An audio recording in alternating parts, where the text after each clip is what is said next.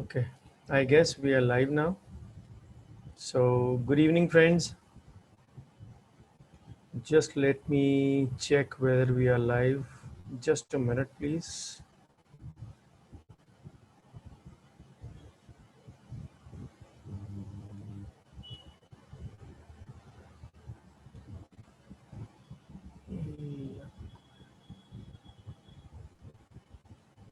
Yeah, we are live.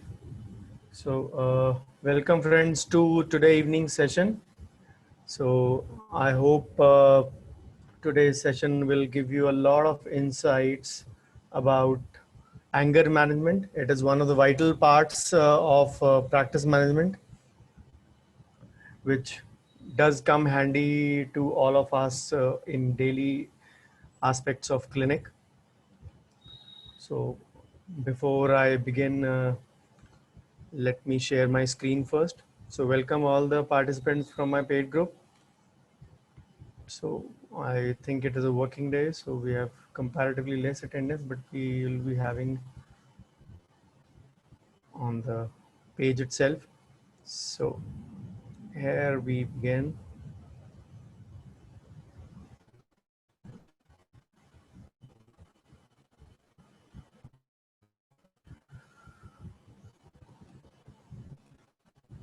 Okay, great. So welcome, friends, to today evening session.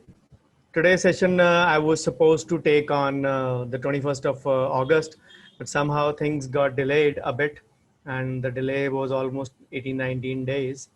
So, uh, so better late than never. I'll be divulging a few aspects of anger management. So it is a very interesting presentation and a very less discussed one. We actually say pay very less attention to this aspect of practice. So all my presentations always begin with thanking the Lord Almighty who's given me much more than what I deserve. So this is my brief biodata. You are all aware of it. So this is practice management session, total Zoom free session number 5 as a part of say experimental stage what I'm doing in 2020 in the paid in my paid WhatsApp group.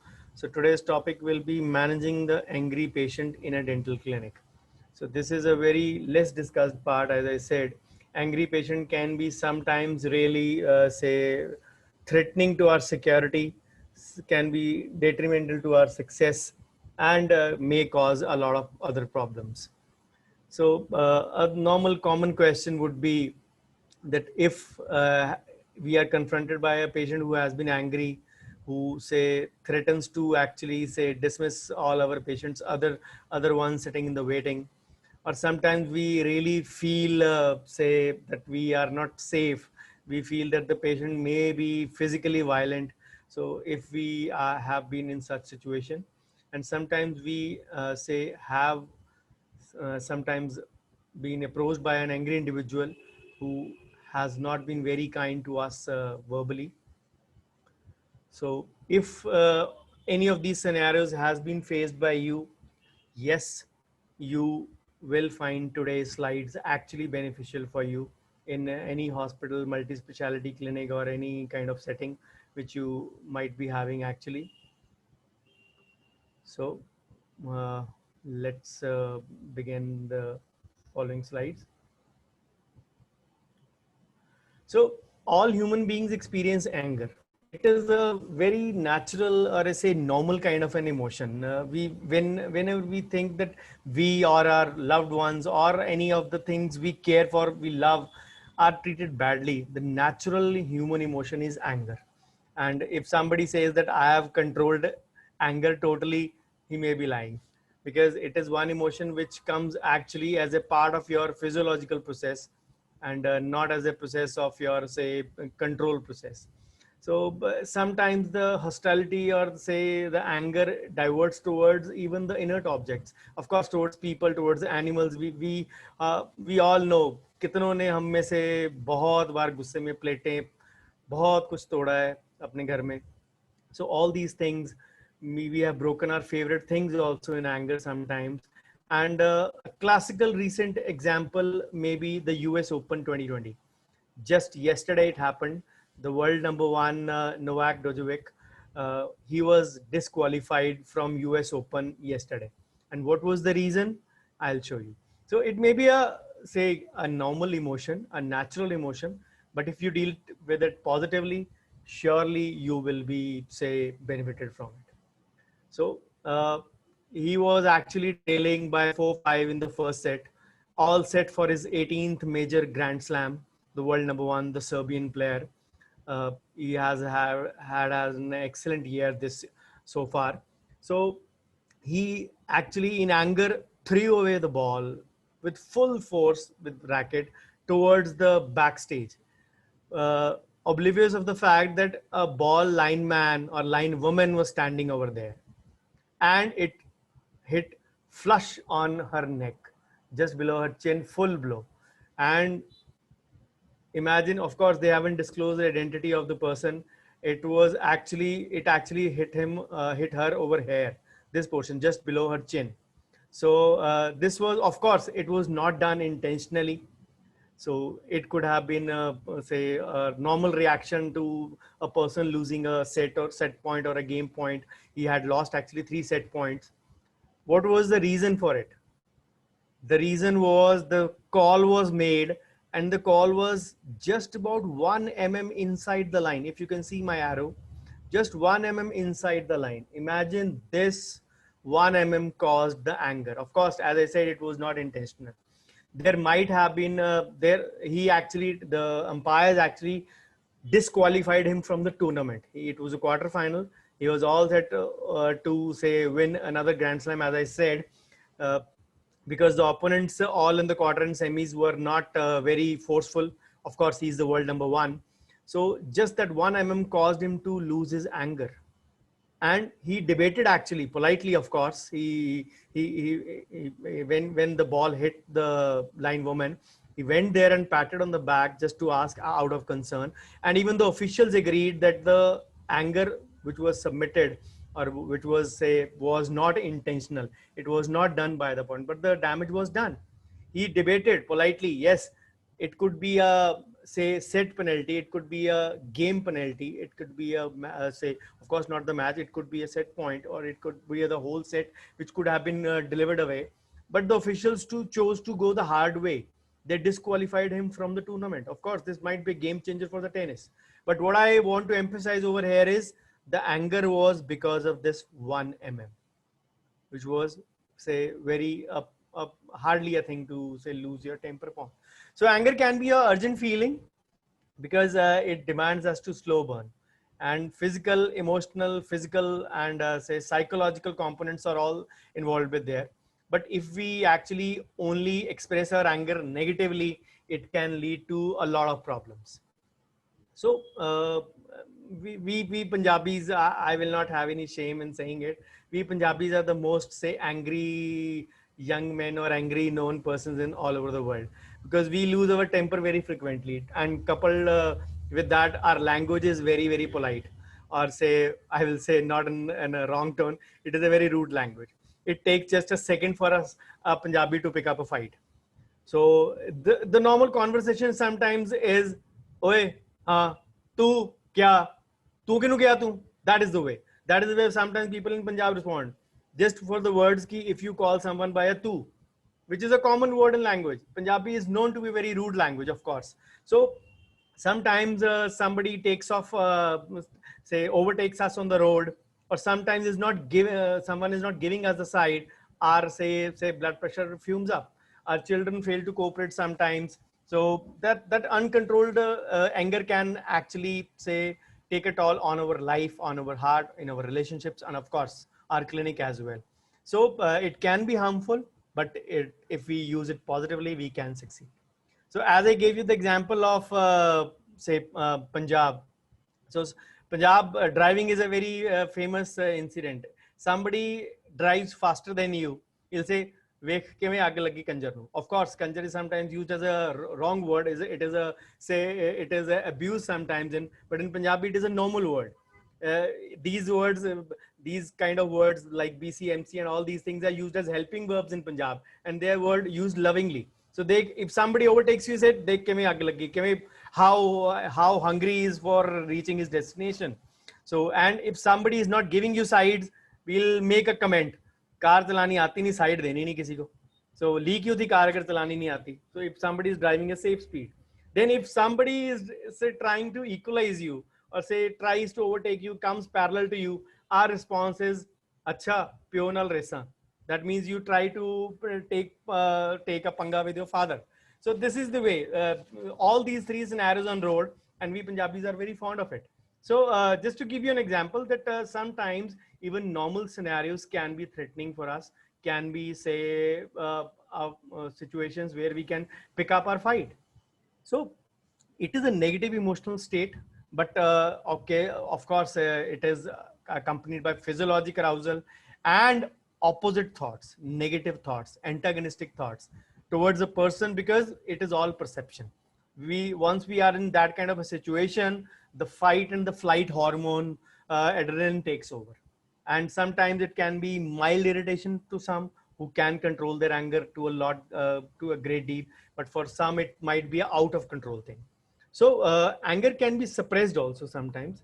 It can be say towards directed towards us also. As I said, we can divert our anger towards inert objects as well. So this was just about the brief introduction. Now let's come to the dental clinic scenarios. What exactly the topic is all about. So what exactly happens in our dental clinic? What can be the problems with our patients? The problems can be at the start of the treatment, of course, in the middle of the treatment, and at the end of the treatment. So what can they be? Just have a look. So at the start, if somebody comes to you, why can't you start my treatment now? Why do I need medications for treatment? The real reason might be that you might be actually having a, say, 20 patient out of your 80-20 group who's going to give you 80% revenue. You don't want to cancel that patient. So you are actually doing that. Maybe sometimes you might be going in for medical investigations. Maybe you are, say, going in for a LA hypersensitivity testing, or maybe the situation actually genuinely needs medicines. But someone who is in pain and wants to actually get the treatment started, he'll get angry at these situations. Then in the middle, the patients have been left to wait for a long time after being seen in the clinic. An error has been made by us during the procedures, and there has been a delay in diagnosis or treatment. Or midway of the diagnosis, we realize actually that galati ho gayi hai, and how to convey it. But the patient knows it. Then at the end, they receive the bad news. We promise them at the start that we'll be able to save the tooth, but in the end, हम बोलते नहीं यार ये तो अब दान निकालना पड़ेगा. So then the patient expectation is not being met. The patient has come from a good referral source, but the SAB and VSAB treatment, as I mentioned fondly, have not been given. The internal marketing has not been up to the mark. The situation has not been very wonderfully handled by your staff. So again, the medical history comes and plays a role into this. The patient may be having alcohol history or a mental health issues or other anger management issues, which we might not be actually genuinely taking. The patient might not be, and it takes just to say a little mastic to fire up his whole bomb. So even patients we see normally as say cool and calm customers can reach their boiling point. If sometimes in hospitals, you go to a hospital for a OPD checkup, of course concerning our medical colleagues, and if the doctor says get admitted, if this threatens their health, mobility, and independence, it will actually make them boil with anger. Then again, it all leads to stress, anxiety, and frustration. And the pain and fear are the bigger components in that. So we have to understand the basic point in recognizing the anger is the bottom line. How to recognize it, I'll be discussing, of course, in the coming slides. So anger can have many trigger factors: fear, misunderstanding, waiting point. So some patients already arrive angry. They might be angry on their way only. They might have an altercation with someone on their way. They might have had a say bad say experience coming to the clinic. They might have a flat tire. They might have multiple reasons. They might be getting late. then a brief delay in being seen may be seemed as right. This is the perception. How does it make? Let's suppose the patient is sitting there waiting. You are actually supposed to see the patient on the scheduled time, but you are running late and you don't inform the patient. And your receptionist also is very cold enough to say it. And the patient is repeatedly looking at his or her watch. मैं late हो रहा हूँ, मेरे को कहीं जाना है. And what happens? And then starts making rounds here and there, like just like outside a pregnancy ward. So it all actually happens over there, and also starts complaining or cribbing a little bit to the receptionist. Time पे बुलाते नहीं हो, time पे बुलाते हो तो देखना नहीं है. All these things, maybe in slow murmurs, which not be say visible, audible to you, but are audible to your receptionist. So what happens? Before the patient which is being treated checks out, your receptionist goes in, whispers into your ear, बार वाला patient बहुत बड़बड़ कर रहा है, बार वाला patient बहुत चिड़चिड़ कर रहा है, बहुत हल्ला कर रहा है. All these little lines, these 2 or 3 words will create a lot of problem or a lot of perception in your mind, and your mindset changes, and you say become a confrontational kind of a say attitude in your approach. And what happens? You already have a say firm foot sitting, and you try to actually say have a gain over the patient, and the patient who is already irritated, if you show him little bit of dominance, the same will transfer actually, and the fight starts. And as I said, it all depends upon what kind of temper you have. And if you can't control your temper, you can't actually say uh, control your other factors. So early signs can be irritable comments, sighing, agitation, and all those things, and variable other factors. So I always say, if you're going to take time, always inform your patient, always inform about the delay, and preferably do that yourself. Don't make your receptionist do it. Don't make your receptionist do that. Of course, you are the one who is in charge of the clinic, and a little word or two from you of say concern that yes, emergencies have prompted, emergencies have say been there, and which can actually say which are actually leading to the delay. You can make the patient understand a little bit what you can convey, your reception won't be able to convey. And sometimes the more dangerous part is when during the middle of the procedure, it all then goes back to your first consultation. Middle of the procedure, you start doing a crown prep. You have informed the patient कि हम आपके दांत लगा देंगे, but the patient actually does not know what is going to happen. Don't worry, मेरे पे भरोसा रखो, मैं कर लूंगा. The moment you start reducing the tooth, especially for a first timer patient who is not aware of this thing and who maybe has some Google knowledge, he'll suddenly jump out of the chair and burst with anger. How dare you touch my tooth? That is where your importance of first consultation and your consent form comes in. You have to make the patient fully understand and be in sync with you. And the patient should know actually what is going to happen, especially those procedures where you are going to do something which is elective. And remember, this aspect becomes very important. I have seen this incident at least at 8 or 9 clinics by myself, where I've gone for consultation for third molar extraction or impactions in my past 20 years, 8 or 9 places. The dentist started with the crown prep and the patient jumped out of the chair. मुझे बताया नहीं कि आप मेरे दांत घिसाओगे? How dare you touch my tooth? These were the words most of the time the patient actually blurted out. And you have to know that the patient has to know what you're doing. That is why I always say, do not jump onto the treatment in the first sitting. You actually have to sense from the patient eyes, from the patient body language, if the patient is happy with you.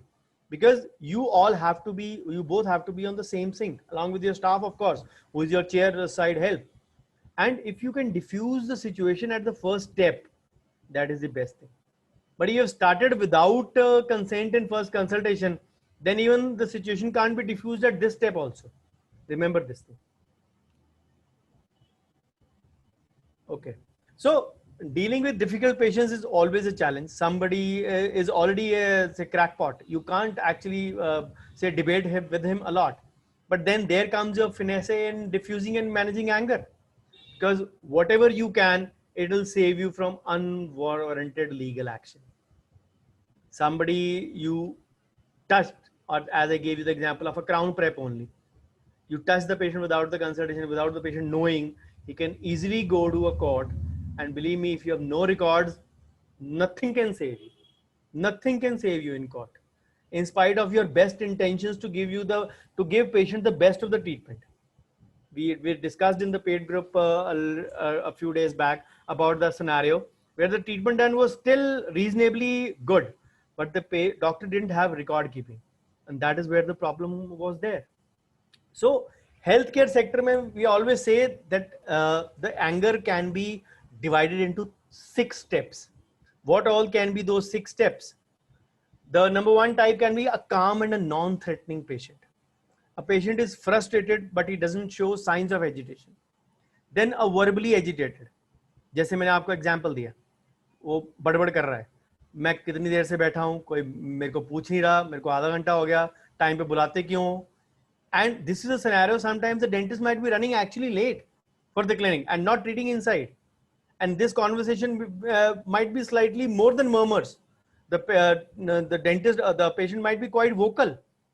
And just because you are not in there, if you are not, then all these aspects are related. As I am mentioning, here comes the value of time, punctuality in clinic. So you can see anger, punctuality, informed consent, consultation, all these are closely related to each other. So the third type can be verbally hostile. So the कुछ patients बड़बोले होते हैं. They can often say, आपकी ऊंची दुकान फीका पकवान, जो आपने promise किया वो आपका था नहीं. This is the way they sometimes react. Then verbally threatening, जो आपने किया मेरे से बिना पूछे किया. I am going to see you in court. This is a threatening patient. Then a physically threatening patient. You can judge from the body language that the patient is actually making a stance, having clenched fists, having say flaring nostrils. These are the signs you have to actually be very aware of when you see these things in clinic. Then actually physically violent patients who tries to make an attempt to injure you. So these are all the 6 types which can be encountered.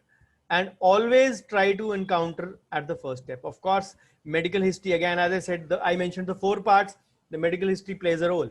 If the patient is an alcoholic, as I gave you an example, anger comes naturally. If the patient is a Punjabi and an alcoholic, anger comes more naturally.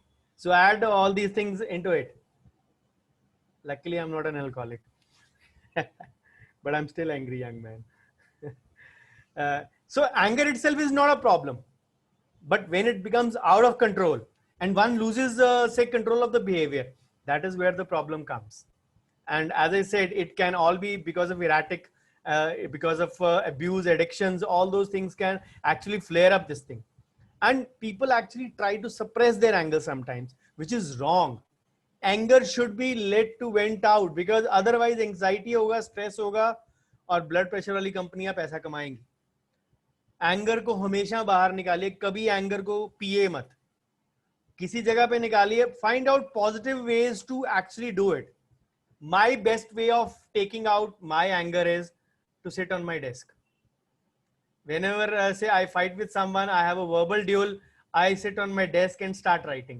And believe me, I write really well that night. I'll write a lot of good stuff that night whenever I'm angry. So sometimes even I'm surprised कि मैंने लिखा है. But that is because my hormones are working extra time. So when it comes to anger, it is not always the female hormones. The male hormones also play a role. So anger is not something that you can get rid of. As I say, it is a normal, healthy emotion. The only thing is when it gets out of hand, when it gets uncontrollable, becomes destructive, it leads to all kind of problems. So we can't cure anger, of course, but we can, of course, change our say scenario or way to look at it. We can be less reactive. We should know where to react and when to react. That is what is important. The only thing for this is to develop more patience. I've seen a colleague who actually literally say has a lot of patience, drinks literally all his anger, and after that I see he has a punching bag where a lot of say he makes a lot of punches and vents out all his anger. This is the way he does it. So this is the way to actually do it. Don't suppress it, let it vent out. The only thing is vent out at the right place. So as I said, when it comes to anger, it is not only about females, it is about males as well. And hormones play a big role in management of anger of any individual. So all doctors and dentists encounter angry patients, or sometimes their relatives as well. So we have to actually, the first step in treating angry patient or dealing with the angry patient is to recognize it first. Because once you know or learn how to recognize, I'll be of course telling you those steps. Once you learn to do that, surely you'll have a better control of it. Of course, nothing and no one is perfect, but yes, you can actually say have a better control over these things. So engaging with an angry patient can be distressing, and it is a very difficult emotion. And sometimes, believe me, it is very easy to understand why the patient is angry. Most of the times the patient has not been say told what is to be done. You are not on time, he has not been seen on time, more waiting time, so he is not been informed of all the details of the procedures.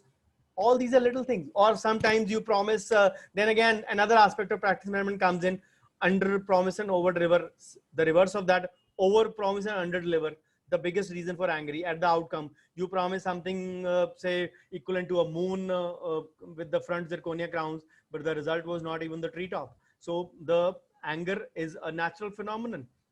So always know how you can deal with this unexpected anger, because sometimes it takes only a minute to correct it. Believe me, a minute to correct it. Just a very small example: you take an impression, a normal single crown impression, you see a bubble, you send it to the crown, उसको बोलते यार bubble को भर ले यार, we'll do it, we'll manage it, no problem. अगले दिन आप करते हो, फिट करते हो, the crown doesn't fit, किसी ना किसी एंड पे गलती हुई maybe, you take a repeat impression, the patient gets angry. अगर ठीक नहीं था, आपकी लैब इनकॉम्पिटेंट है. Some patients are say on the threshold of that, they won't react kindly. जैसे नहीं, ठीक नहीं बना, आपने इंप्रेशन सही नहीं लिया कि आपकी लैब इनकॉम्पिटेंट है. Those two doubts creep in the mind. The problem could have been corrected at the first step. आपको बबल दिखा, एक इंप्रेशन कॉस्ट करने में आपको चार्ज कितने में कॉस्ट करेगा आपको? Hardly anything, hardly anything. So why not repeat it there and then only? My dad was very fond of this line, nip the evil in the bud. जो चीज आप फर्स्ट स्टेप पे बिना cost के correct कर सकते हैं, because of the ego, we let it flare up. As I gave you the example of Punjabis, we are fond of, जो होगा देखा जाएगा, आम दे, कोई बात नहीं. धमकी तो हमारे को नेचुरली आती है ना. So this is one aspect we are actually lacking in, if I may say so. So patient's anger is actually representation of the anxieties and concerns which they might not be able to cope up with. And sometimes those who have multiple staff members, they might see that sometimes कुछ patients किसी staff member से, sometimes associates भी होते हैं, they might feel comfortable talking to your associate or your staff member more, telling about their problem rather than you. They might have some barrier in that case with you. So this is the way you actually need to understand that somebody somehow needs to react it in a way.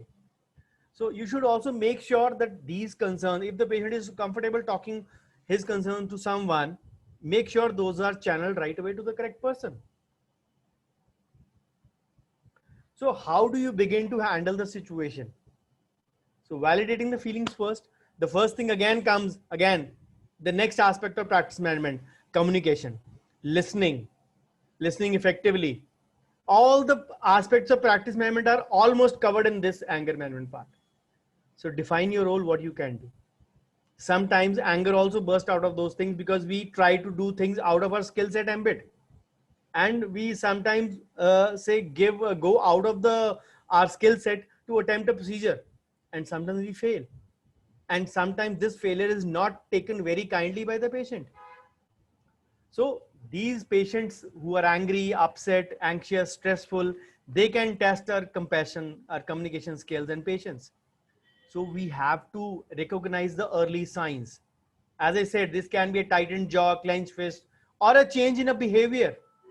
That is why I always say, suno zyada. If you observe more your body language of the patient, that plays a handy role. Of course, I'll be discussing those parts as well. So employ a few strategies. Diffuse the situation at the first step only, because what you can do at the first step, the second step will cost you more. Not always in terms of money, but in terms of stress. It may eat up a lot of your man hours, lot of your sleep, give you a lot of sleepless nights, which might not be actually very handy. So do not reflect anger back onto the patient. At the end of the presentation, I'll give you the don'ts as well. आपको do's तो मैं बता रहा हूँ, how to deal with the angry patient. At the end, I'll tell you the don'ts also, how to do with things you don't have to do if you stay on till the end. So the way we manage anger is something learned through life and our experiences. So we actually are capable, because being human beings, we are capable of evolving more and more accordingly, and we can make our changes and recognize the harmful side effects.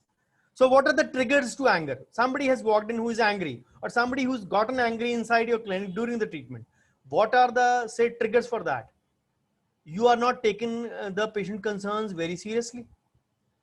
अरे मैं आपको बोल रहा हूँ ये सीधा नहीं है क्राउन, इसकी हाइट लंबी है, इसकी लेंथ लंबी है, वाई नॉट टेकिंग? नहीं ठीक है, ऐसे ही होता है.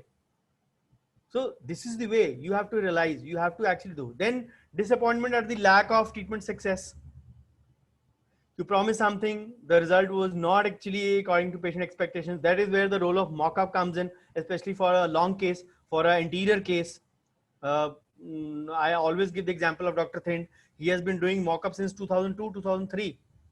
I remember somebody asked in a Byton forum, he said, my composite is expired, what should I do?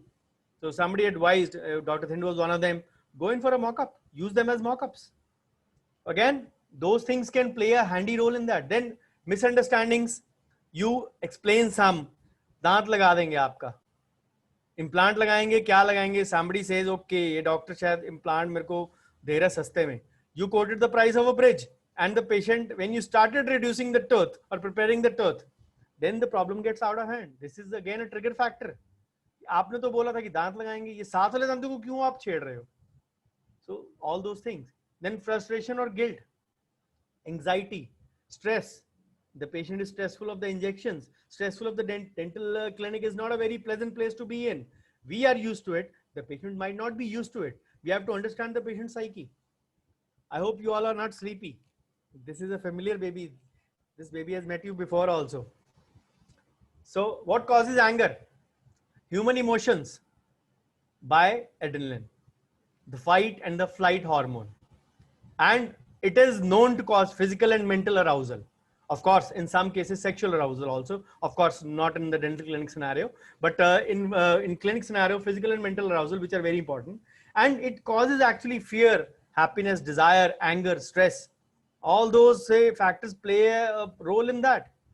We have to be wary of this hormone. This is a very dangerous hormone. This can give you a good kick also, and give you a kick in the back also. So not everyone will react to these hormones very kindly, and physically it might be the same. More of your sweating, thumping heartbeat, or a fast breathing. But then our perception of whether we feel thinking, it all depends upon an individual to individual. How you have been brought up, how your thought process, how your brains, memories, moods, your situations, all these actually play a role. और कई बार क्या होता है कि गुस्सा सुबह से होता है, लेकिन कुछ ऐसा हो जाता है तो सुबह वाला गुस्सा भी हम पे निकल जाता है. So all those anger gets collected and gets on us itself. So this is the situation we have to understand, and some of these can be consciously changed, but then secretion of hormones is not in our hand. We all should know that some people have higher secretions. So that is the reason why some people will get always more angry than some others, because this anger is common for anyone, from small childhood to old age. So how we deal with anger depends on how much it affects our normal thinking and planning, and sometimes we act before we choose. And what makes anger worse? As I said, medical history plays a role in this. Alcohol, recreational drugs, so hormones, stress, anxiety, depression, disappointment, grief, all those mood swings, mood changes, all those play a role. We have been, say, suffering from a problem, a family problem or a personal problem, and something happens in the clinic, that all gets collected. And sometimes we are in a jovial mode, and even if you do a perforation, the patient just koi baat nahi, seal kar do. So this is the way sometimes people will react in the clinic. So it again, as I said, if you deal it at the first step, it'll not affect your well-being, especially not cause you any physical illness. And sometimes we are, say, trapped at our desk all day. It leads to, say, non-venting of our, say, physical energy. So this way can be done. Then repeated failures or frustrations at work, sometimes feeling helplessness, sometimes causing unfair anger to us. So things which can make our lives uncertain, grief, fear, war, all those, say, Indochina thing happening, Sushant case happening, all these, say, adding to anger a bit. And these play a role in our personal life also, in the way we react in our, say, every scenario. And these can be sometimes reignited as well. And there can be repeated provocation also by certain things which we don't like actually. So the angry patient is not a very good scenario to have, but anger can be made even more challenging if we are not good enough to handle or manage anger. And negative experiences, particularly childhood experiences regarding anger, can play a big role in that. How, as I said, how you grow up, how your, say, brought up has been. And we sometimes have seen it. We Punjabis always say, गुस्से का इलाज दो चप्पलें हैं, ठीक है ना. तो हम लोगों को बचपन में गुस्सा करते थे माँ बाप के ऊपर, तो वापस में चप्पल, झाड़ू, डंडा जो मिलता था माँ बाप से वो पड़ता था. So this is a very tough time today. Probably I am or we are of the generation की जिन्होंने माँ बाप से भी खाई हैं, बच्चों से भी खा रहे हैं. So we can't actually hit our children, but we got hit by our parents very badly, and we still we don't have any regrets. We give our examples. In US, if you try doing that, they only call 911. So, so being angry with certain things we can't manage, like bereavement or physical illness, we have been going in a personal problem, and sometimes we are helpless to change things. So if you have experienced violence before, you may have learned to fight back without thinking that this is the only way to react. गुस्सा आए तो मार दो दूसरे को. So this is the way sometimes people will react. Then sometimes there might be mental health issues genuinely, difficulties in communication. Somebody is not able to explain what he actually wants to say. I always say it very fondly.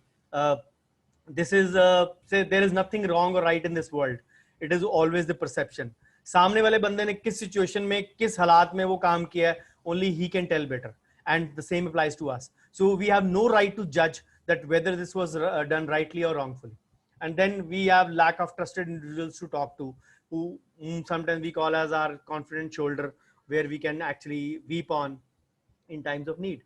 So how to spot, as I said, clenched fists and say tightened, say jaw space is one of the earliest signs, but otherwise, what are the other signs and how you can diffuse it? So I'll give you tips when you can keep your cool and let the patient take your frustration out on you, avoid the taking out the frustration on you. So how do we recognize anger? Of course, sometimes someone feeling enraged, it is an obvious thing, a feeling of hurt, sadness, or threatened, anxious, or being afraid. Then your, say, heartbeat increases, your, say, respiratory rate also increases, tension in jaw, neck, clenching your face, shoulders, and suddenly the body language turns aggressive a bit. So this is the warning symptom. So then sometimes you may still have the urge to, say, punch or kick something. Some people might start trembling or shivering. They, even in anger, I've seen many patients also, even in my clinic also, many times. Not that I am bereft from angry patients in my past 20 years. So I've seen actually people trembling or, say, shivering or having even nausea sometimes while reacting with anger. So again, this is all got to do with their body changes otherwise. So an urge to do or, say, make a noise. Some people feel that if they make a noise, they'll be heard more. So these are all things. Then sweating also. These are a few signs and symptoms which can actually tell you. Then, as I said, look for changes in body language, tense posture, say and a change from a normal patient behavior. This will come only if you have been a good observant. If you have been observing well before, then only you can know that the patient is not actually. You can tell that about your family member, but can you tell about your patients? All patients almost, at least who have made a visit to you twice or thrice, that whether these patients behave in a particular manner and the next time they are not behaving in a particular manner. Certainly, a talkative person may be a very silent person. You actually get to know. Sometimes silence is the biggest, say, giveaway. It tells you, even in our family, your mom, your dad, your wife, your brother, whosoever, your kids, sometimes whatever way he or she has been talking to you, suddenly becomes silent. You guess it, you judge it, that something is wrong, something is missing in the behavior. Then the additional symptoms, the temper rising, the voice rising, or as I said, sometimes raised voice means demanding excessive attention. Mujhe dhyan do. Sometimes the patient tries to say shout it in this manner.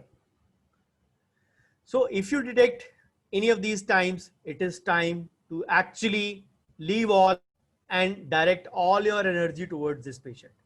Start by spending some extra time, because if you don't do it at the first step, that problem is going to compound, and it will not compound like the finance part, which is a slow process. This compounds very badly, because the patient will go home or go to his friend circle, go to his office or workplace or whatever, and he'll talk to one or two people. And if the bad advice comes his way, that doesn't become double, it becomes quadrifold. And similarly, 2 का 4, 4 का 8, 8 का 16, इस तरह multiply करता है. And even worse than compounding in this sense. So which actually will go to increase your liability. अरे ऐसे किया डॉक्टर ने, तू केस कर दे उस पे. Sometimes it might be a genuine problem, but the advice may be coming from the wrong quarters. So it is time for you to spend time with the patient. Of course, this is the way to do if you have done already that in first place. As I said, if you have done the consultation and the consent part already, you don't need to do that very minutely in that sense. You can explain to the patient that this was explained to you, but you have not done in the first place, then becomes a very Herculean task for you to do in the second place. As I said, the first step is always recognition. You have to recognize, identify. That is why I always say, speak less, listen more, because this is the mantra to always recognize an angry patient. If you are immersed in the I, me, and myself syndrome in your clinic, believe me, you are not actually, say, going to get results. You are not going to identify, because you will be lost in your own world. We create an aura around us. मैं और मेरी तन्हाई, मैं और मेरी achievements. Remember, you can make your past mistakes as stepping stones to success, but you can never rest on your past laurels. Each day is a new day. Maybe FB sharing cases, FB, say, white line sharing cases, as I call them.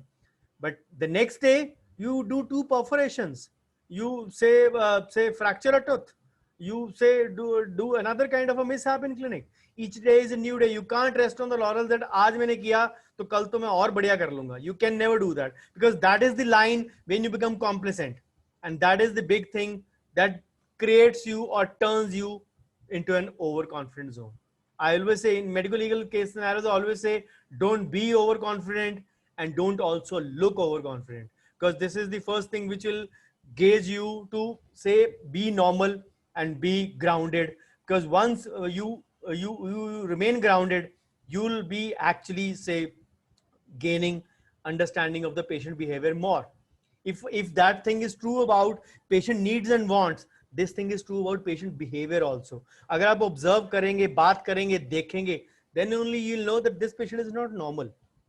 I've seen many a times, even as recently as last year, a patient very cheerful, say having say a lot of work done from me, total bill around 25 to 30,000, almost all payment done before the last sitting, just about 2-3,000 pending. Came out for the last sitting, just the polishing sitting, sat there and quietly wanted to walk away without and just paid the balance and quietly wanted to walk away. That is where I identified and asked him. And I was shocked. The patient, the answer was the same. Over promise, under deliver. That you promised me this thing, but I have got this thing. I am really not satisfied. मैंने कहा sir बताइए ना मेरे को, मैं solve करूंगा. But if we are lost in that world, अपने को पैसे आगे, अपने को क्या लेना देना. The thing is retention of patients. Another phenomenon of practice management comes in. I've been dealing with all. Retention of patients happens with this. Referrals वहीं से आएंगे. Remember, if you treat that patient, if you go out of the way to help that patient has paid you already in full. If he's not satisfied, go an extra mile to satisfy that patient. Believe me, it will make him your brand ambassador. It will make him a referral source as well for you. So these are the things you have to keep in mind. Small little things. Patient पैसे देके जा रहा था, I could have say sat down कि चलो ठीक है, अच्छी तरह patient हो गया. But I observed the patient. This is the power of observation. So skill to identify when communicate with the patients. You should know when to speak, when to stop. You should know when to observe, when to talk. So this is the way you actually learn, because body language conveys a lot of things, and many things. Eyes, arms, hands, say the walk style, the gait in the walk. All these things play a role. So once the emotion is identified, once we have identified, the recognition is there for the symptom. Now we see how we have to see that the patient will be treated, and then we can respond accordingly. Of course, the first approach has to be empathy and reassurance, and coupled with an apology. Don't be always be ready to feel a sorry if you genuinely feel that you have committed a mistake. So people will vary on how they behave when they are angry. As I said, sometimes it will be very obvious, but sometimes they may even say that, yes, we are angry, but then note the behaviors. As I said, another aspect: loud speech or shouting, swearing or verbal abuse, oversensitivity to what is being said, aggressive posture, not wanting to sit down, or walking or threatening to walk away. These are a few of the symptoms of a really angry patient. Not a normal anger, a slightly heightened anger, if I may say so. Then pacing up and down, rise in the pitch of voice, shaking, fist clenching, as I mentioned before, change in eye contact, not making eye contact, you suddenly looking down, frowning, fluttering, stuttering in speech, all those factors. So sometimes some people will display their anger subtly, quiet and seething, as I gave you my 2019 patient example. And sometimes people will go quiet or give a one-word answer.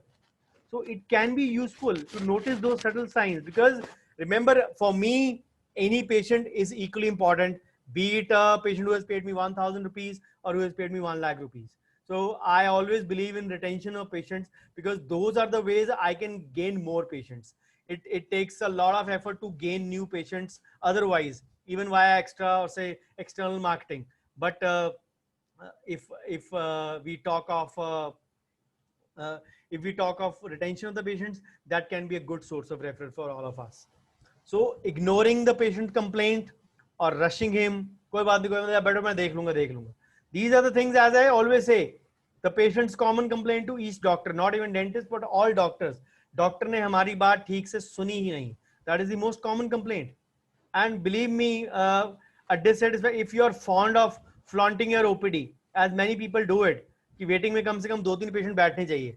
I stopped this thing in 2007 when I shifted to appointment system. I keep a gap of around 15 to 20 minutes between each of my patients. So rarely a walk-in patient will be there along with a parallel patient. So I'll make sure that my waiting room is most of the time empty, as I've been conveying since so many years now. But somebody having 3 or 4 patients, out of that 2 or 3 very good patients, and a dissatisfied or an angry patient walks in, believe me, the anger spells its venom on, spews its venom on the other patient sitting in your waiting as well. It might create a wrong impression for you. So learn to treat each patient individually. There are, again, a big role comes in treating each patient individually and giving attention. And that is treat less, charge more. Again, the pricing and charging part comes from practice management into this part. If you're giving a say concentrated or say focused attention to a patient, the patient will actually value you. हाँ, मेरे पे आराम से ध्यान लगाए. If the patient is telling you something, you're paying due attention without being distracted, without your assistant being distracted, distracting you, or you looking at your mobile phone, or somebody interrupting you in between, or another patient sitting on another chair.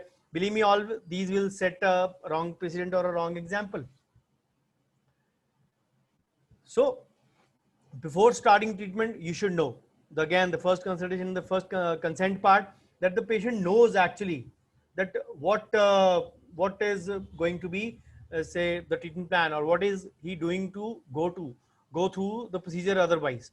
Then sometimes in the middle of the procedure, we have to identify that the patient should be say in accordance with what you have already done and what the patient is already in for. Remember, अगली बारी अगर आपने कोई procedure करना है, उसकी instructions आपने पहले टाइम पे दे देनी है. Next time I'm going to do a surgical part. Let's suppose surgical part, have your meal, have your medicine at least an hour before. Don't have an oily or a fatty meal. Similar kind of instructions, whatever you are giving your clinic, so that the patient knows what he's in for. And preferably, please come in 10 minutes before. All these instructions, when they flow, the communication flow, this has to be very good. And I always believe that you are the one who has to give the master instructions, the main instructions.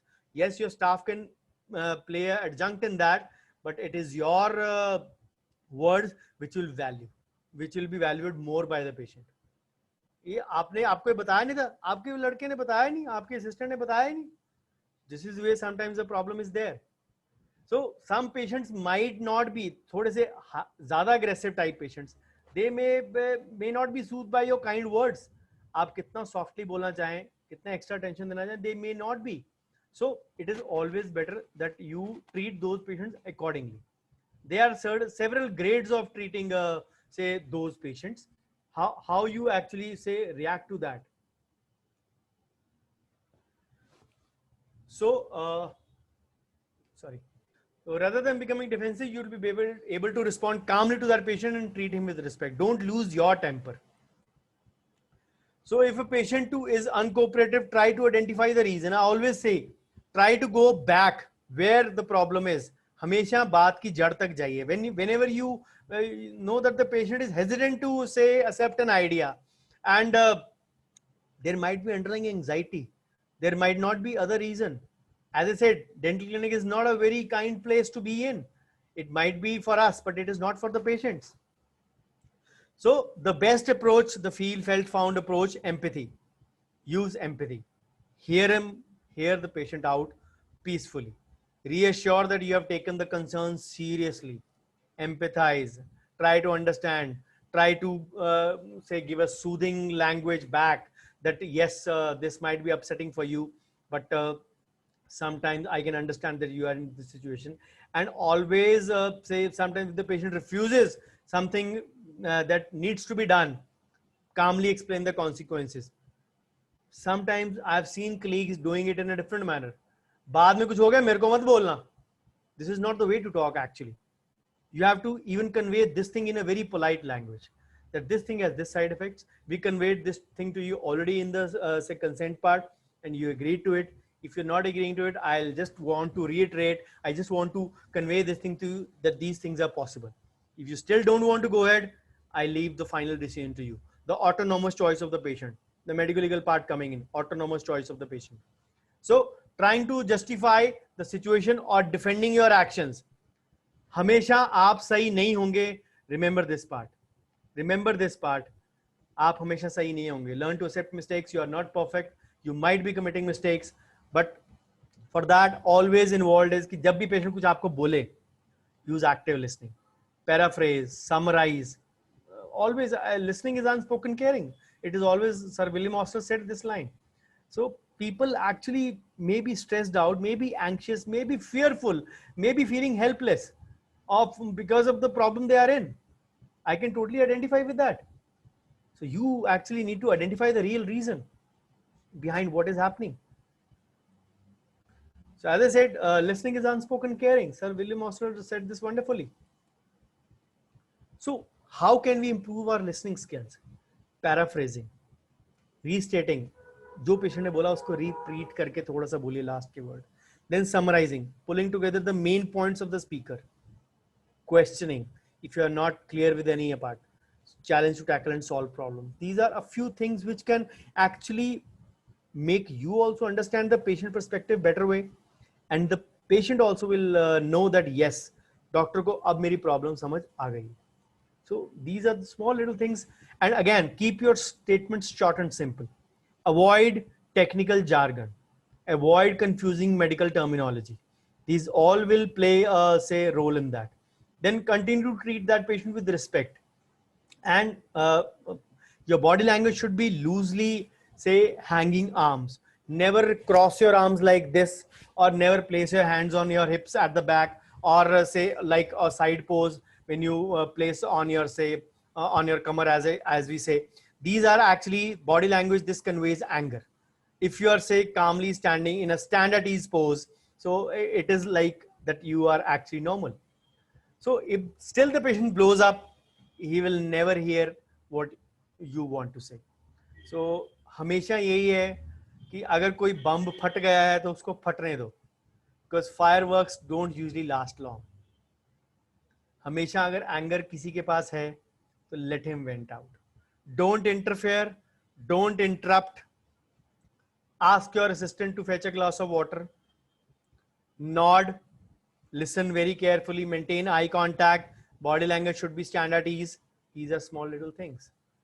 So keep your cool and never say these words.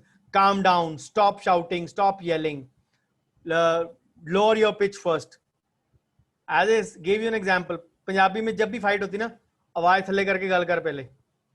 Lower your say tempo or lower your sound first, lower your volume first. This is the first thing. And believe me or not, fight किस बात की थी? या तू पे पहुंच जाती कि तूने मुझे तू कैसे बोला, या फाइट पहुंच जाती है तू मेरे को ऊंची कैसे बोला, या how did you use a helping verb as I gave you an example. So fight किसी की बात की कहीं पे पहुंच जाती है and all those tempers flare up, and we are known to do that, especially if we are fighting, or if the worst part is if we are fighting with a non-Punjabi who will actually not take these helping verbs very kindly. We communicate in that way sometimes with friends. So then as the fireworks explode, maintain your eye contact. This is very important. Just listen. Don't interrupt. Don't interfere. Try to understand किसके कारण वो trigger हुआ. Trigger होने का मतलब है कि उसके थोड़े थोड़े पहले हल्के से माचिस पास जाने के साइंस मिले होंगे जो आपने इग्नोर किए. जो आपने इग्नोर किए साइंस, वो फट गया बम, तो आपको तब पता लगा. अब ट्रिगर हो गया तो उसको फटने दो, रादर देन कि आप अपना बम चला दो अलग से. Fireworks can only create Diwali. Nothing say peaceful can come out of it. So once the anger has been vented out totally, acknowledge the patient feelings, express regret, apologize, feel sorry, and let the patient know that you understand, and try to find some form of agreement. Right? Because there always will be some common ground. बात करने से ही बात बनती है, is the common line. जब तक आप बात नहीं करेंगे तो बात नहीं बनेगी. सो आस्क फॉर पेशेंट सॉल्यूशन. आप बताओ क्या चाहते हो. If the patient ask something which is not out of the world, you can do it and not falling beyond your skill set, you can go ahead. But then you can use phrases. Can you tell me what do you need, or do you have some suggestions on how we can solve this problem? Try to reach a common ground, try to reach a acceptable agreement, or say suggest a solution from your end that this is the way we can handle this. Angry patient can sometimes literally say blow everything in your brain as well, can create a safe shortcut or a fuse in your brain as well. So adjusting your style of communication is very important. Once we know that he is angry, we have to lower down our tempo so that we can prevent them from becoming further angry. Because this is the way we will actually come to know that the same has been taken care of. So what are the things which are to be taken care of? Voice, number one. Adjust the tone, speed, and volume. These are very important points. How to handle, how to diffuse the angry situation. Adjust the tone, speed, and volume. try to keep a calm tone. Speak slowly and clearly. Do not raise the volume of your voice, even if the patient is shouting. दो ऊंचे बंदे आपस में इकट्ठे बात नहीं कर सकते. Let one person speak first. Then the second is body language. Adopt a professional yet relaxed posture. If you are seated, don't say cross your arms and legs. Just sit, stand at ease with your say hands on your knees in a sitting pose. If you're sitting back in the chair, you can say recline a little bit backwards, but you should not be appearing as if you don't care. हाँ भाई मैं तो सेठ हूँ, ऐसे करके बैठ जाओ, बोलो जो मर्जी बोलो, मेरे को कोई फर्क नहीं पड़ता. That is the situation where you are actually adding fuel to the fire. Remember, don't do that. Then acknowledge patient's anger. At this stage, pointing out to the patient that they appear upset and angry can be helpful. But you're looking very upset by all of this is a one line. You can do it. Then hearing this back can enable that you have actually recognized their emotion and start to process it. Sometimes the patient may not be angry. He may be anxious. He may be stressful. But if the patient replies back, yes, I am very upset, then that means that you have confirmed this emotion. Proceed that way. If the patient says, no, doctor, I'm not upset, I'm just a little bit apprehensive, I'm a little bit anxious, I'm a little bit stressful, then go on to manage those things. Of course, managing a stressful patient in a dental office is a topic for someday altogether. Maybe in near future, I'll take that as well. So there might be two ways, as I said. They may correct, no, doctor, I'm not upset, I'm frustrated. Maybe then you know how to deal with this situation. Then if he says, absolutely, of course I am, then that means you have confirmed that the patient is indeed on the borderline of being angry. He's actually, say, getting into that emotional corridor. So try to understand why they are angry. The anger again would be most likely frustration or fear. So the open-ended questions are very important in this. Tell me more. Why are you feeling this way? Where the patient can express more. Open-ended questions are there where the patient has, say, it is kind of a, say, descriptive time kind of a question. The patient has no limit to what he or she can speak. So then, is there anything else that happened that is making you angry? Listen to the explanation why they are angry by demonstrating active listening skill. As I said, nodding, maintaining eye contact, verbal response, the common or erase the H, the M sound. Yes, that yes, you are listening. But again, attention should be focused totally. You should not be distracted or disturbed by anything inside your clinic, even your assistant, your mobile phone, any other patient, or any other happening. Then allow the patient to completely vent out. Don't interrupt. Give him plenty of space. Don't interfere in between. So you have to improve listening skills. These listening skills are very importantly improved by eliminating distractions, concentrating, focusing on speaker, maintaining an open mind, not reacting to emotive words, sit so you can see and hear, avoiding any prejudice, and so on. So as I gave you paraphrasing, summarizing, and questioning, here are the, say, other techniques to foster communication, verbal and non-verbal.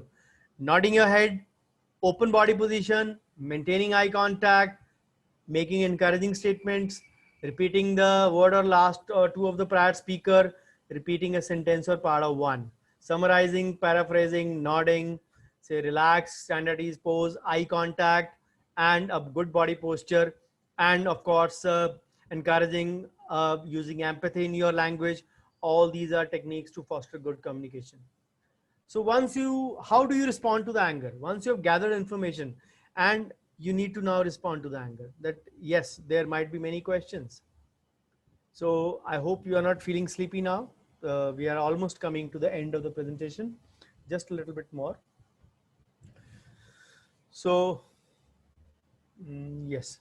So as I told you what to do, now I'll be telling you what not to do when you are speaking to angry patients.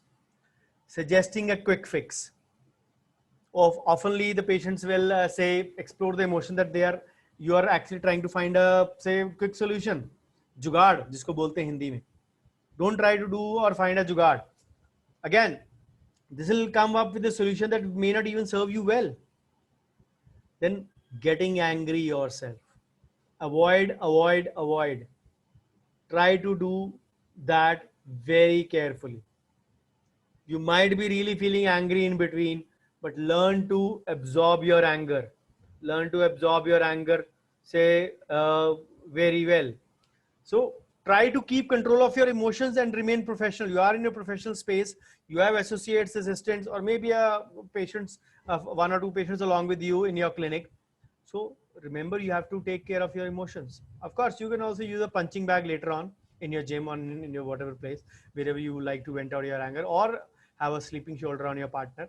So you may be entitled to being angry, but avoid being in front of the patient, because this is going to add to fireworks only. So the third thing I will advise is being defensive. If the reasons given by the patient are not legitimate, do not be defensive, or do not try to say say admit your mistake.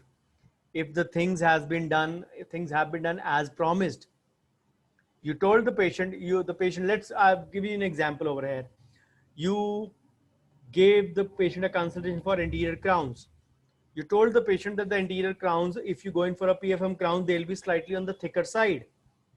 If you go in for the metal-free zirconia ones, they'll be slightly thinner and more aesthetic looking. PFMs may be good aesthetic looking, but the thickness is a factor. But then the major difference between the two is the price. You go in for a thing and the patient say creates a ruckus out of it. आपने मेरे को ढंग से बोला नहीं कि मेरे को zirconia लगाना चाहिए था. This is not a reason to be, say, genuine reason or legitimate reason for the patient to be angry. Of course, you can handle the situation in a different manner, but this is not a situation where you will be admitting your mistake. You have to learn and identify between these two things, where you have to admit your mistake or the reason is legitimate, and where it is not. Then you go back to your consultation, your consent form, your demo video, whatever you have done to explain the patient the difference between that, and just ask the patient what you can do in this situation, what the patient wants to get done. Of course, at an added cost some way. Maybe you can find a middle road that you can adjust some of the pricing of the PFM, if not all. Then these are the things that you have handled in a pretty good manner. But then I'll give you a few scenarios. सब कुछ आपने कर लिया. You have done good body position. You have not done those things which I have told you not to do. But there might be certain situations. I'll give you 4 or 5 situations. Patient or his relative is angry and does not want to sit down. Remember, अगर patient खड़े होकर बात करना चाहता है, let him talk in that way. If you नहीं आप पहले बैठो, बैठ के बात करते हैं. If you fix on that, the focus will shift on that only. If you fix on that, आवाज कम करके बात करो, the focus will shift to that only. मुद्दे पे रहिए. Don't divert from the mudda. That is the bottom line. So if the patient is comfortable talking, standing ways, let him talk. Let him talk the way he wants to. If they are full of anger and intense emotion and want to feel comfortable while talking standing up, go then. Once he is done, you have built up a bit of rapport, they are comfortable talking to you, then you can then make him sit down. But if at the starting point you are repeatedly telling him to sit down, they'll actually get more irritated and more angry by this. So they're not going to sit anytime down in that. So if you are not aggressive in your posture, as I said, cross arms or hands on your hips or hands on your side of your body, then these actually will send a wrong signal that you are also in a aggressive posture. Let the patient stand at ease and talk to the patient in a standing mode. And once the communication goes to a better ground, then you can let the patient sit. Let the patient be seated and बैठो बात करते हैं. The patient knows that the doctor is in or the dentist is in a mode to listen. Most of the problems arise वहीं से होती हैं कि मेरी बात सुनी नहीं. How dare you not? People will not say it, but they'll actually know it inside or they want to say it. They won't say it most of the time. How dare you not listen to me? I paid you. I paid you for the treatment. Of course, in our case scenario, I'm talking, not of the general scenarios. So technically the patient has right on us in a way, in his thought process, not as a legitimate way I'm talking. So the second scenario, you feel that the situation is, I gave you the six conundrums. The is about the fifth stage. You feel threatened by the say physically threatening category. The number five, it was there. So became the relatives. The patient may be accompanied by a couple of relatives along with. So the patient might not be actually angry, but the relatives might be, and their behavior might be suggesting that. So it is always better to take an excuse at that situation and remove yourself, and maybe talk at a later stage. Physical safety is more important at that step. You can make XYZ excuse, somebody in the hospital, somebody having coming up, or some important reason, whatever you have to make, but excuse yourself from that situation, because physical safety is more important. Because what can be more dangerous in that situation? Then avoid any sort of physical confrontation in that, because if you see that the conversation is getting escalated, everybody will lose control.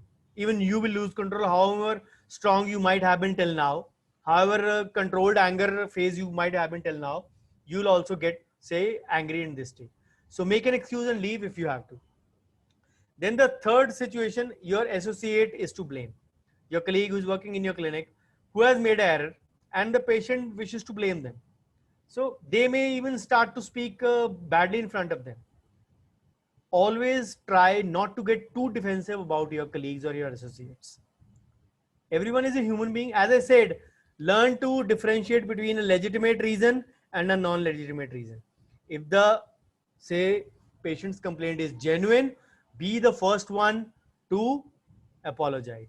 If it is not a legitimate reason, as I gave you the PFM and the zirconia example, never be in a hurry to take a negative ground. So the patient may be legitimately angry that your assistant or your associate staff may have committed a mistake. So use neutral phrases so that you don't share say, oh, we are not supposed to actually add fuel to the fire. A common example will be, वो तो है ही नहीं कम्मा, मैं क्या करूं, मैं तो खुद निकालने को मैं तो उसको खुद निकालने को फिर रहा हूं. What does that mean? What do you want to convey? कि मतलब आपने incompetent people रखे हुए हैं in your clinic. You don't have to go on again defending him also, and you don't have to go on going about saying anything negative about. Always use neutral phrases. Try not to encourage the patient to be abusive. Always be ready to admit your mistake. I'm so sorry this happened. And ideally, the colleague who has made a mistake, or a associate who has done it, or the staff member who has done it, he should be made to apologize. Might be a receptionist, whatever way you want to do it. The fourth situation, you have done your best, good body language, voice controlled, gave a common ground, gave a reached at a common point, but the patient or the relative is still very angry and is not ready to agree to your treatment or the suggested plan or the suggested way out or the common ground. Then what? Then it will be better to let the anger and the intense emotions dissipate. Call it a day that day, and always tell the patient, think over it, or even I will think over it. Maybe we can find something better. When the situation gets verbally threatening or physically threatening, always better to diffuse the situation in a manner that the same is delayed. Let the anger cool off. आपने सुन लिया है, आपने ground offer कर दिया है, आपने solution दे दिया है, पसंद नहीं आया, that is a secondary thing. Let the patient sleep over it. Sometimes the patient will have a different option to it, different scenario to it, after sleeping over it, of course.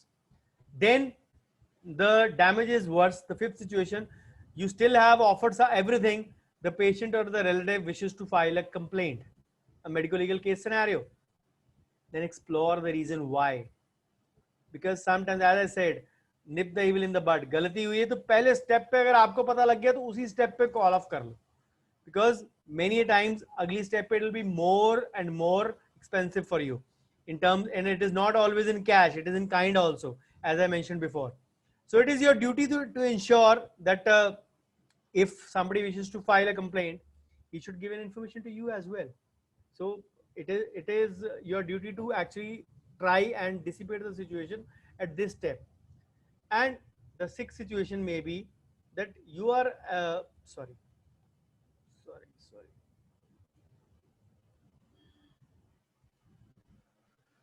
The sixth situation may be that you are allowing actually the patient or the relative to vent out, and they are making themselves angrier, because interruptions can be helpful sometimes, and sometimes willing to wind up themselves and becoming angry and angry, and their emotions actually increasing up.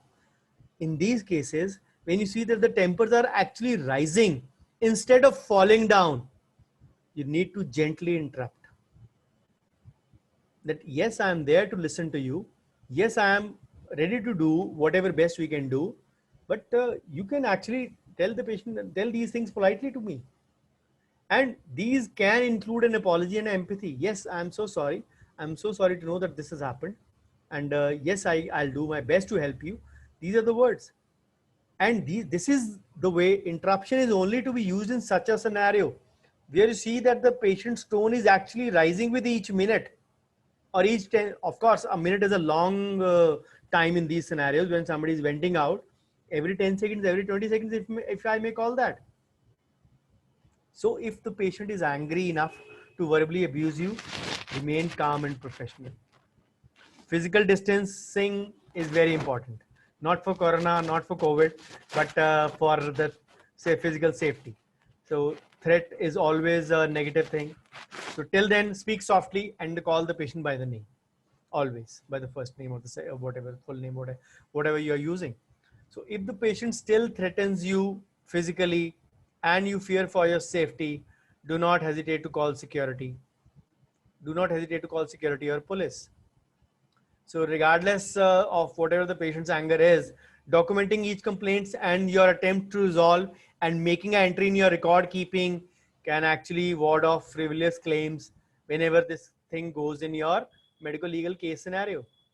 So all those of you who are listening to me since the beginning, you might have realized that so many aspects of practice management and so many aspects of MLC are covered in this one angry patient aspect.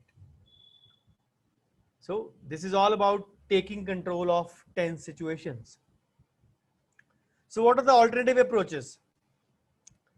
Sometimes remember, it is the patient who is angry, not you.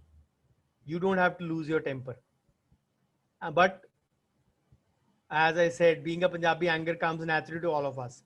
So sometimes, depending on our temperament, it will be very difficult for us to actually maintain a non-angry posture or a non-angry, say, face to the patient.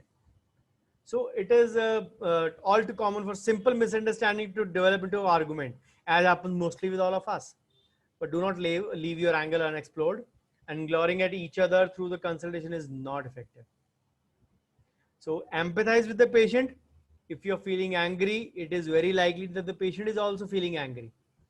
Doctors feel angry that if because most of the time, अगर कोई हमारी competency पे शक उठाए, हमारी काबिलियत पे शक उठाए, तो we feel really bad. I actually have had this scenario of 2-3 days back. I was supposed to go to a doctor with my daughter, and I know the doctor was at fault in one way or the other. So, but what I did was I told my daughter very clearly that I'll be putting the blame entirely on you. She's a 13-year-old, a newly say stepped into a teenage. I told her beforehand, don't feel bad, because then managing a teenager will become another headache for me when I come back. So I told her I'll be putting all the blame on you. Of course, this is not a matter of competency. This is a matter of say sometimes a judgment, sometimes another thing. But people like us, doctors and dentists, sometimes take it on our ego, and we feel that this aspect. If some patient comes to us after 5 years of crown cementation, ये देखो आपका crown तारा लगाया 5 साल में उतर गया, इतनी देर चलता है बस. Sometimes they will not say even 5 years. देखो थोड़ी देर में उतर गया. And when you see at your recording, if you are having it, you'll actually take that comment negatively. If you might not convey it to the patient, you may convey it कि cement की life होती है, आपको बताया था. The cement life is from 2 to 5 years. I conveyed very clearly. It usually lasts more than 5 years, but I convey it very clearly. It lasts 2 to 5 years. The rest depends upon your maintenance. So I told my daughter, I'm going to say this, and I said this, and my daughter asked me on return, जो आपने कहा था वही आपने किया, आपने मेरे को किया, मेरे को बुरा नहीं लगा, because you told me beforehand, but why did you say it? I explained the same scenario, because many times you say a normal thing, a normal mistake is some, किसी का temperament कैसा है, we are living in Punjab, I know Punjabis very well, so temperament में वो ego पे hurt हो जाता है कि ये हमारी competency पे सवाल उठाए. Never challenge somebody's competency. You might be a very good surgeon, you might be a very good dentist, you might be a very good say prosthodontist, you might be a very good specialist, but if you are taking things on your ego, you actually feel that you are stepping on the wrong side. So be patient. Anger is like a phuljadi. It will not last long. Sometimes a gentle confrontation may help you to get to the bottom of the issue. Sometimes the patient will say only bad words. He will never come to the point. I'm not sure about other states, but it happens all the time in Punjab. Patient इधर उधर की सब बातें गिना देगा, जिस problem के लिए वो बोल रहा है वो प्रॉब्लम कभी नहीं गिनाएगा. आपने ऐसा किया, आप तो ऐसे कहते हो तो ऐसे कर दोगे, ऐसे कर दोगे, आपके तो ऐसे हैं, आपके चार्जेस इतने हैं, आपके स्टाफ ऐसा है, आपकी कोनों में मिट्टी पड़ी हुई है, आपके बाहर सैनिटाइजर का स्टैंड नहीं रखा हुआ. Just giving a few examples. वो हर तरह की बात कर देगा. वो किस प्रॉब्लम के लिए वो आपसे चिल्ला रहा है, he will never talk to you. So this is where you have to actually, as I said, the patient, if the patient's anger is spiraling further, or if the patient is actually talking without any sense or without any reason or without coming to the main point, you need to actually interfere. You need to actually little bit interrupt. आपको किस बात से आप मुद्दे पे ले आओ. आपको मेरी रिसेप्शनिस्ट की किस बात से बुरा लगा? If you have got the hint by that, again, if you know, if you understand your patients, again, my practice management starts with this only. Knowing your patient's needs and demands. Understand the patient's psyche. Patient के दिमाग में क्या चल रहा है. Be a chess champion. Judge करो कि दूसरा opponent क्या move करेगा. आपके अपनी move तो आपको पता है, दूसरे की move आपको पता होना चाहिए. That is the way. So anger always has a purpose, and that purpose needs to be known and needs to be and the best thing for that is listen. 2 ears and 1 mouth for a reason. We need to listen. We have to pay full attention. And as I said, pay full attention to body language also, patient. Maintain non-threatening eye contact. Maintain non-threatening eye contact. And try not to raise your eyebrows, purse your lips, or adopt an aggressive stance. And when you speak, break eye contact from time to time, so that it appears that yes, you are trying to actually convey something. Nod your head along with, so that you don't seem adamant, you don't seem in an aggressive stance. And when you deal with these issues, get to deal with the basic problem or the main problem first.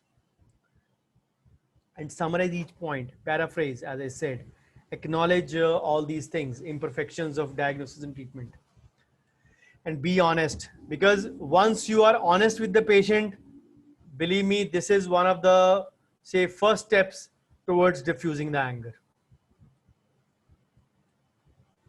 So patients who are irritated, they'll always say, yes, I am annoyed. Sometimes the patient may be full blown angry. Sometimes they'll react silently as well.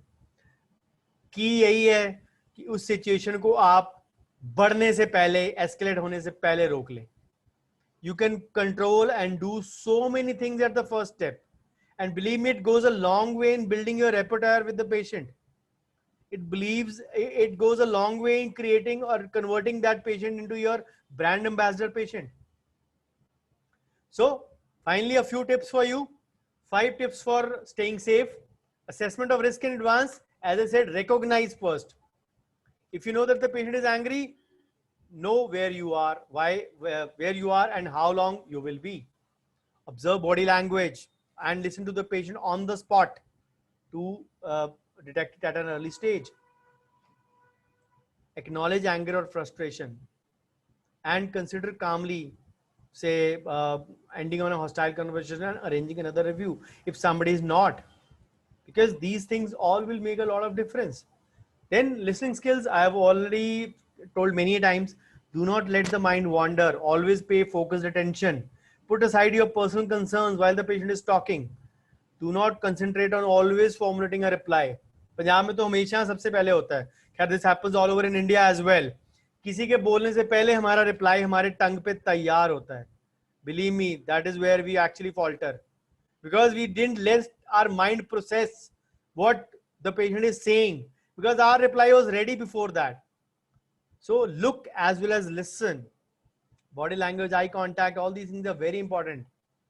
So certain statements which will actually say not diffuse but increase the tensions between you. You need to calm down. Lower your volume first. There is no need to be rude. Lower your voice, lower your tone.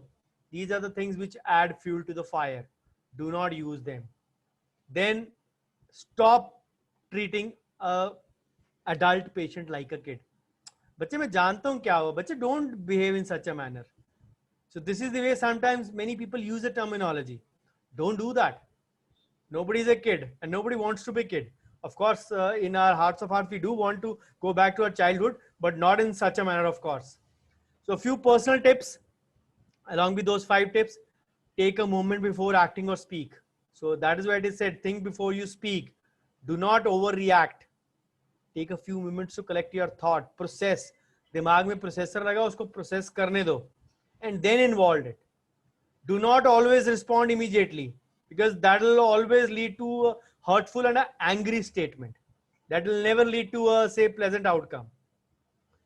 Stick with I statements. Avoid you statements. This is a very important line. Avoid or putting or criticizing or putting the blame on someone. आपने precaution नहीं रखी, आपने instruction नहीं सुनी, आप time पे नहीं आते हो, आप payment नहीं करते हो. If we go on doing that to the patient, we are going to increase the patient problem and increase the problems for us further. Be respectful and specific. I am upset that I made you wait. If you are actually late, rather than कि आप भी तो हर बार late आते हो, मैं एक बार late आ गया तो क्या हो गया? This is a way to pick up a fight in Punjabi language. So remember, an I is an important than a you. I gave you an example of my daughter itself, because I am doing these things since many years now in my personal life. So thank the patient. बहुत अच्छा किया, आपने हमारी नजर में लाया ये problem. Sometimes the anger will not be a shouting one. Sometimes the patient will be angry. आपके staff ने सही behave नहीं किया. आप नहीं थे, ये ऐसे करते थे. आपके reception ने मेरे को ऐसे नहीं बोला. As I told you at the start, अगर patient genuinely late हो रहा है, maybe he has a meeting after your appointment and you actually made him wait because of course, you're in OPD patient going on. I'm not saying that it was someone's mistake, but the same was conveyed to the reception and the reception is conveyed to you in a slow murmur. बाहर वाला patient बहुत चिक चिक कर रहा है. You had a perception in your mind. Don't create such perceptions on hearsay. मैं तो हमेशा बोलता हूँ ये चीजें जज खुद करके देखो, rather than relying on your staff for such things, because they are not intelligent than you. You are a doctor, you are better intelligent than them, of course, age wise also, language wise also, vocabulary wise also, education wise also, in many aspects. Of course, in wisdom they might be, but do not let them make preformed notions and pass on the same, and you being a stupid fool acting on those pre-passed on notions. Actually, sometimes we do commit this mistake. Don't do that. And lastly, don't ignore how you feel. अगर आपके खुद के stress level बढ़ गए हैं, we also might be a, say, hypertensive kind of patient, not exactly hypertensive kind of patient, कि किसी से बहस करके मेरा BP बढ़ जाता है. We have many, again, hormones are not in anyone's control. It can happen to males also, not only females. But then find a shoulder to vent out. If that thing has made you actually feel stressed out, talk out to a colleague or a friend or take a break, because these things will actually keep on playing on your mind. वो patient आया, मेरा mood खराब कर दिया. Mood खराब हुआ, कोई बात नहीं. Don't let on spill on to your next patient. That is going to further create more angry patients. अगर सुबह का पहला patient ऐसा था जो angry था, तो remember, if you have 8 or 9 appointments, all those 8-9 will turn again compound हो रहा है. 1 से 9 बन रहे हैं angry patient, because your focus will be on that patient only.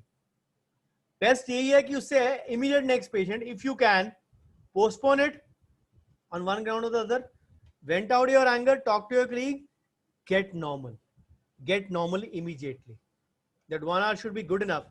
Have a cup of coffee, talk to your staff, talk to your friend, talk to anyone you love, you like, and this is the way you can be normal, so that जो बाकी के 7-8 आपने treat करने वो खराब ना हो सारे. Otherwise, there will be also angry patients in waiting. APIP, I always call them. APIW, sorry. So, otherwise, also maintain a healthy lifestyle. Get some exercise. Stress is a big killer, and exercise is a big stress buster. Listen to good music, good sleep. Because अगर stress रहेगा तो नींद भी नहीं आएगी. Avoid caffeine, avoid alcohol, where you can actually say control your or better manage your anger. As I said, take time out. Time out is not only for kids. Give yourself also short breaks when you are stressful. If you know that you are such a personality, again, practice management कहाँ से शुरू होती है? Knowing yourself. The first aspect is always knowing yourself. If you know you are such a personality, take a break, take a time out. Do not spoil your next patient or pass on the patient to your associate or postpone the patient if the patient is to be treated by you only. But don't do that. You will not lose something, but you can commit a blunder by your attention temporarily towards that patient. Remember, patient से अगर हमने common ground पे बात पे पहुंच गए हैं, with that angry patient, we have reached at a common ground. हाँ, आपको ये solution दे देंगे. Sometimes you might have promised beyond your regime. आपके दिमाग में यही चलता रहेगा, उसको देना कैसे भाई? How will you actually reach that? So finally, summarizing, do not delegate the angry patient to anyone else. Always allow the patient to vent the angry feelings. Actively listen. Do not lead or second guess. Speak in a calm voice, slow your breathing. Use the words feel, felt, found. A common scenario used in empathy. I took up this topic in depth last year in paid group, I guess. Feel, felt, and found philosophy. I'll take up again tomorrow to give you a better understanding of this. Then avoid the urge to argue. What you can diffuse at the first step, try to diffuse it. Don't take it to the next level. So I hope I haven't been preachy enough. So the next session for the pre-group would be Saturday, 12th September, 7:30 p.m. Of course, paid group members can also attend it. So financial insights from a dentist perspective. This was supposed to be a webinar with IDE Kolkata, but then I'll be taking this topic maybe sometime later. Then the next topic is for paid group on next Saturday, 19th September. This is a webinar actually for IDEA Aurangabad. So paid group members will be joining in there as well if they want to. So because the Zoom will be having a strength of 100 only. So financial literacy, a must for dentists. The basics topics only, but the slides will be 80 to 90% different with the basics I've taken with you before. Of course, there is common content sometimes. So hope, and in between, if I find time, I'll be taking a practice management session also along with for the free group as well. So again, it will be open for you as well. So thank you so much for your kind attention. I hope I have stuck to my time of 1.5 hours. Almost just breached by 4-5 minutes. So you are aware of my YouTube channel. All the videos are on YouTube channel. Now there are 100+ videos. So if you're not subscribed, kindly subscribe to my channel. Thank you so much for those who have been watching and say liking those videos. So do give me a feedback in the on the page or on our WhatsApp group, wherever you want to, because the WhatsApp this chat would be washed off as usual. So thank you so much, and I stop my share for the queries or the question time if anybody wants to answer or ask anything. Yes.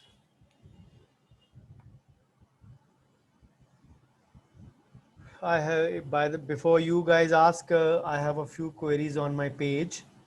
So Dr. Neetu Singla asked, should written consent be written separately for different types of procedures, or a pre-written consent in case history form can serve the purpose? Dr. Neetu, consent is always customized. It has to be, say, procedure-wise. No two procedures can be used in one consent unless there is an overlap of the same.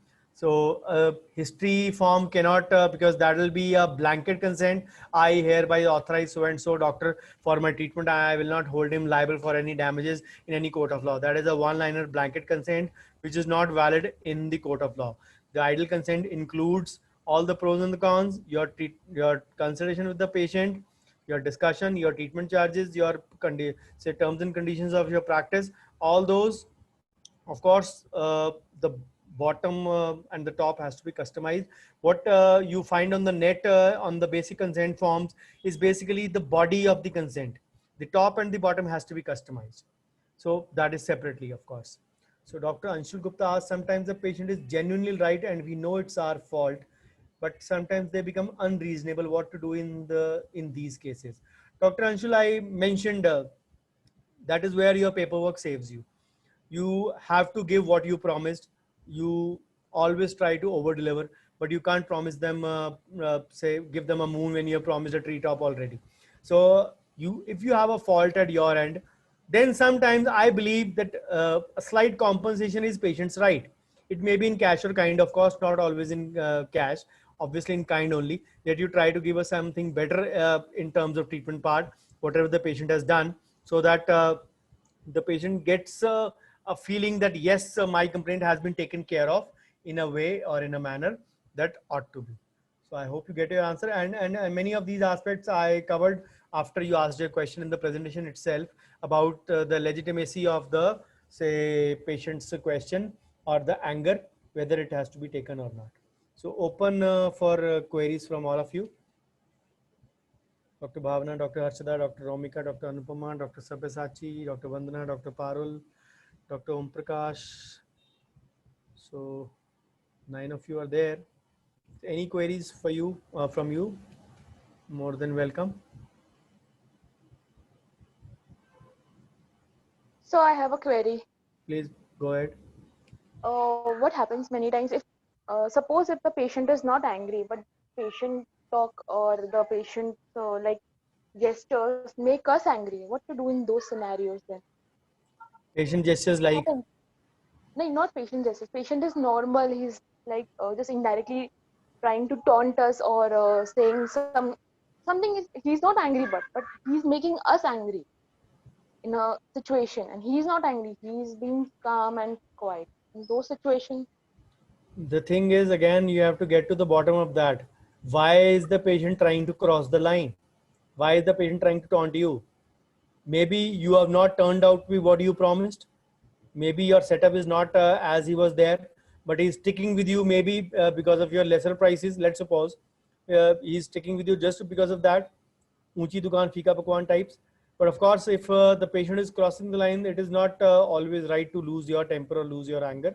You have to actually get to the bottom of, always try to get to the bottom of the problem, that what made the patient do that. Of course, many patients will do sometimes and say, I'm sorry, I said this jokingly. And then they'll repeat Yeah. those jokes many a times in coming sitting. Then you get to know, you get a vibe that yes, the patient is trying to cut jokes with you in a realistic sense. So that is where you have to get down to the bottom of the problem, that what is making the patient do that. In this way, your staff can play an informal role. They can actually go about this task of say getting the truth out from the patient, or you can actually in a way get the truth out from the patient by talking it out, that or maybe through a feedback form, indirectly, verbally, or through a paper feedback, that yes, what are the things you like, what are the things you don't like. The patients will usually blurt out what they have not been liking in that dialogue or in that written communication with you. I hope you get your answer.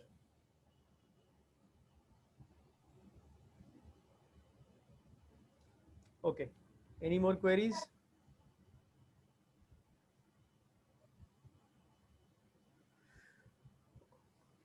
So, Yes. so sometimes patients come who behave very cordially with us, but their behavior with the staff is somewhat not very good, or they try to belittle them or something like that. So how do we, like, we know what is happening outside the operatory, but inside the operatory they are quite cordial. So how do we deal with that? I didn't get the first line. Your first line was slightly, the voice was cracking up. Didn't listen the first line. They're behaving oddly Sometimes, inside, but they are not behaving outside just yeah, before the they try word. to belittle the assistants, They try to what? belittle the assistants, or they are Belittle the not very, system. yeah. The only thing is बात करने से बात बनती. You have to talk it out with them.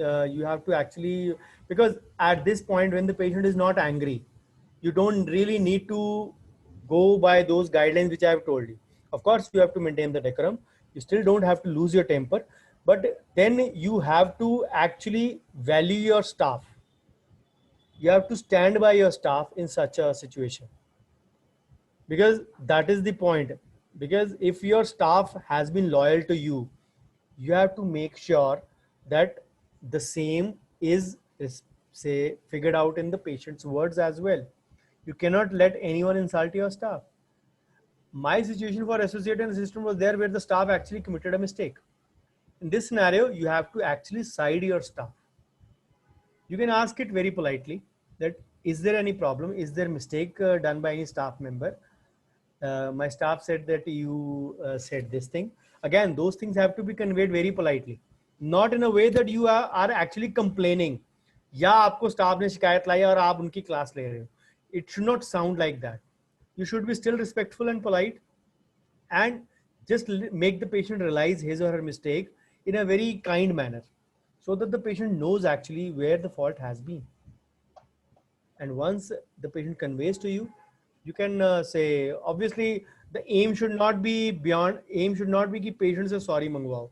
That aim should not be there in your mind, because that will be then belittling the patient aspect. मेरे patient से sorry मांगो, मेरे staff से sorry मांगो तो मैं करूँगा. That is wrong actually. So you shouldn't do that, but in a way you should actually make them feel that they are like your family members, and they actually feel bad because they work hard from morning to evening, say satisfying and treating patients, and literally cleaning up the dirt of the patient. So they need to be given some respect. So you need to side your staff, side with your staff, and show some solidarity with them, and get to the real reason why the patient has been doing that, because that is the way they will actually know it, that uh, the same has reached you, and they'll try to mend their ways in future. Hmm. Okay. Anyone else? Sure. Okay. See you on Saturday then for the finance presentation for the free group. So be Excuse there me, to sir. join.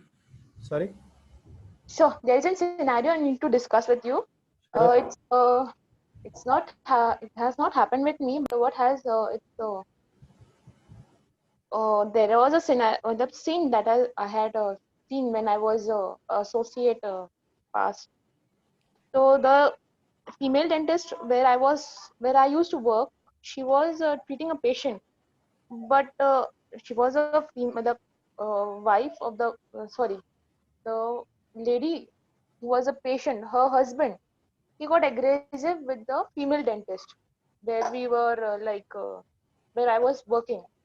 So in matlab, my point is ऐसी situations में where the male tries to dominate the female dentist or the female doctor, how to handle that situation? That is the where the role of your first consultation will come in. Understand the patient's psyche first. Understand what they are actually what they are up to, because most of the time this anger stems from the fact of incapability. Many people still have this notion that females might be incapable of doing dentistry full binge like males. Of course, no disrespect intended. I don't have any such feelings, but what their thought process might be stemming from that one line. So you have to judge it.